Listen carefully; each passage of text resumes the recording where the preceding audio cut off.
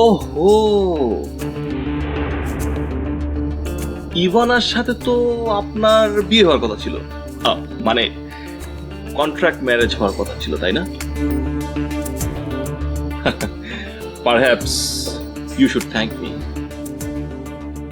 কারণ আমার কারণেই আপনাকে আর এই বিয়ের কন্ট্রাক্ট ম্যারিচুয়াল ঝামেলায় আর জড়াতে হচ্ছে। বাই দ্য ওয়ে, আমার আর ইভানার বিয়ে আগামীকাল। ইভানা হয়তো আপনাকে দাওয়াত দেয়নি, সেটা আমি বুঝতে পারছি, কিন্তু আমি আপনাকে দাওয়াত দিচ্ছি, আপনি চলে আসবেন প্লিজ। ইভানাকে একটু ডেকে দেবেন প্লিজ।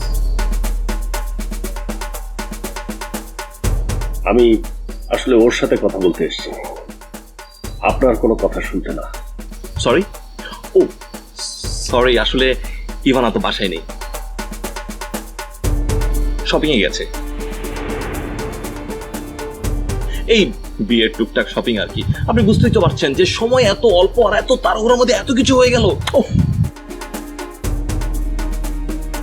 বাই দ্য ওয়ে, ইভানাকে কি কিছু বলতে হবে? আই মিন, যদি কোনো মেসেজ থাকে তাহলে আপনি আমাকে দিতে পারেন, আমি ইভানাকে জানিয়ে দিই। No thanks.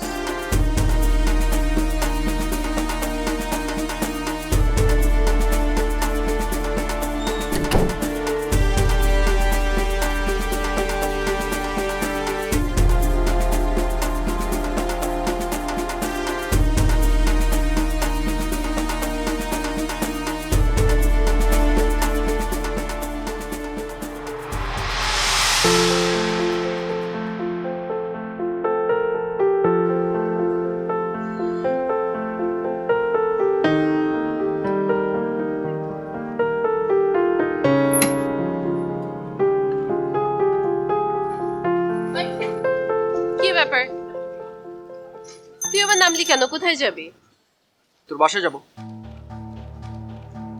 আমার বাসায় কেন? আঙ্কেল আন্টির সাথে কথা বলবো। মানে তুই কি কথা বলবি?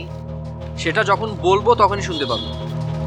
না, আগে বল কি বলতে চাস তুই?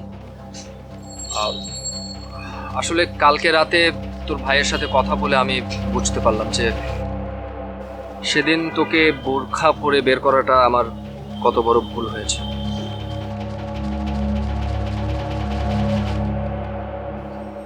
সো এই ভুল যেহেতু হয়েছে, সো ভুলের ক্ষমা চাইতে হবে না, এই জন্য যাব।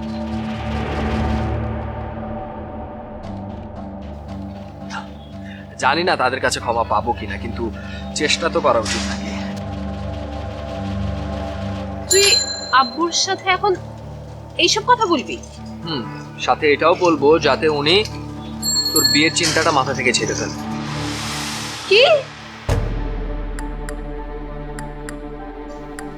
আর আর তোর কথা শুনে আমার আব্বু আমার বিয়ের চিন্তা মাথা থেকে ঝেড়ে ফেলবে? হ্যাঁ, আমি তাকে বলবো যে আমি আপনার মেয়েকে ভালোবাসি আর বিয়েও করতে চাই, তবে এখন না, আরো কয়েকটা দিন পর।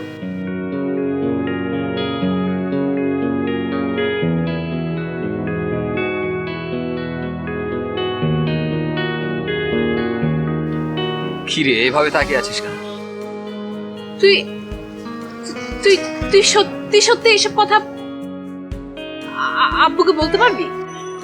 পারবো কিনা জানি না, তবে অন্তত চেষ্টা তো করতে পারবো।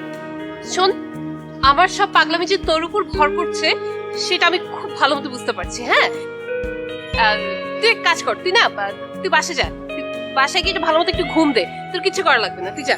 আমি কোনো পাগলামি করছি না। তুই যখন বললি যে আঙ্কেল তোর বিয়ের ডিসিশন নিয়ে ফেলেছে, তখন